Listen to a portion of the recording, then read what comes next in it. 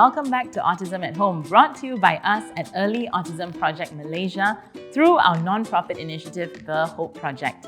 I'm Jochebet Isaacs, and thank you again for joining us. This is lesson 7 of our 30th series, which is all about puberty when it comes to children with autism. And we will be discussing personal space, essentially boundaries, and the whole concept of circle of people. Now, according to raisingchildren.net.au, an Australian parenting website, personal boundaries are defined as limits and rules about how we behave around others and how other people behave around us. Your personal boundaries might reflect how you feel about touching other people, what you feel comfortable saying to other people about yourself, and so on. And when children learn about their own and other people's personal boundaries, it helps them understand how to behave in different social situations.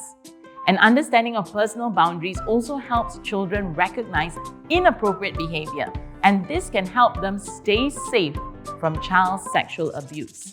So the circle of people is actually a visual that shows different people in your child's life.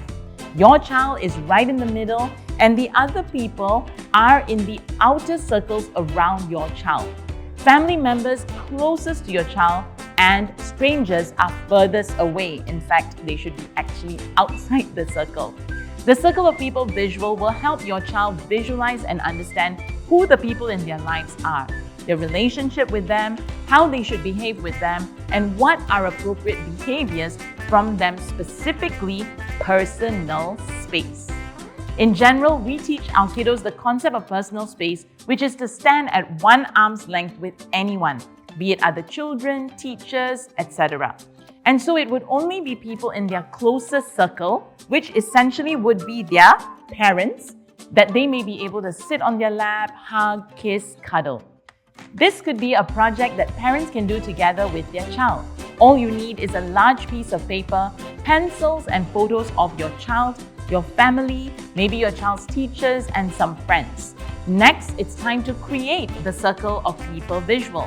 On the paper, get your child to draw a picture of themselves in the middle, or they could stick a photo of themselves there.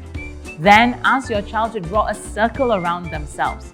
Draw a larger circle around your child's circle. In this circle, add the people who are closest to your child. In general, this would be their parents. Your child could write their names, draw pictures of them, or stick on photographs of them. Then draw a larger outer circle around those two circles.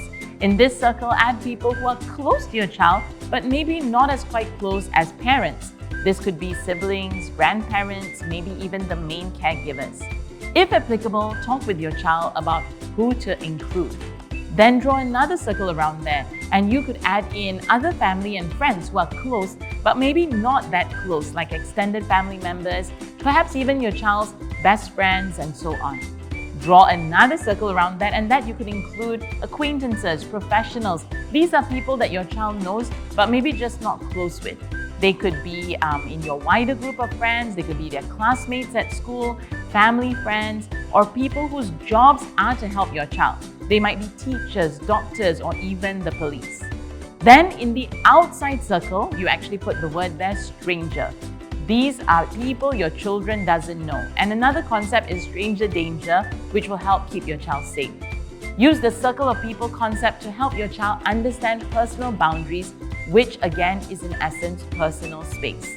Once you've added people to each of the circles, you can talk to your child, if that's applicable, about how to behave with different people in each circle. You could ask following questions like, hey, how would you greet people in this circle? Which people would it be okay to kiss or hug? Who would you talk to if you're worried about something? Who do you talk to about personal, private, remember, information? And could you sit on this person's lap? You could also use this activity to really help your child stay safe from sexual abuse. Similarly, you can ask the following questions about how other people should behave with them. Hey, which people can hug or kiss you? Which people can touch you? Which people can you accept random treats or sweets or gifts from? This visual can actually be stuck on the wall to remind your child of the different circles of people in their lives while keeping your child safe. And that is it for this lesson on circle of people, also commonly known previously as circle of friends. The next lesson, which is actually our last lesson of the series, will be all about online safety, which is an extremely important concept in today's day and age that every individual should be mindful of, whether young or old. We will see you again in the next and final lesson of this series. Thank you very much for joining us today, and please do not hesitate to contact us if you need more personalized support. With the amount of interest we have received online, we have actually started providing international online services and have worked over the years with clients in other states of Malaysia, Singapore, Indonesia, Philippines, China, Kuwait, New Zealand, and Switzerland. So do get in touch with us for more information by scanning this QR code. And if you haven't already, do check out our online resource platform, Autism at Home, which has all the lesson videos, corresponding articles, and downloadables available for you at an extremely nominal donation of just $1 a month. So do stay updated through our social media platforms, YouTube, Facebook, and especially Instagram. Do click on the subscribe and follow buttons to get more information.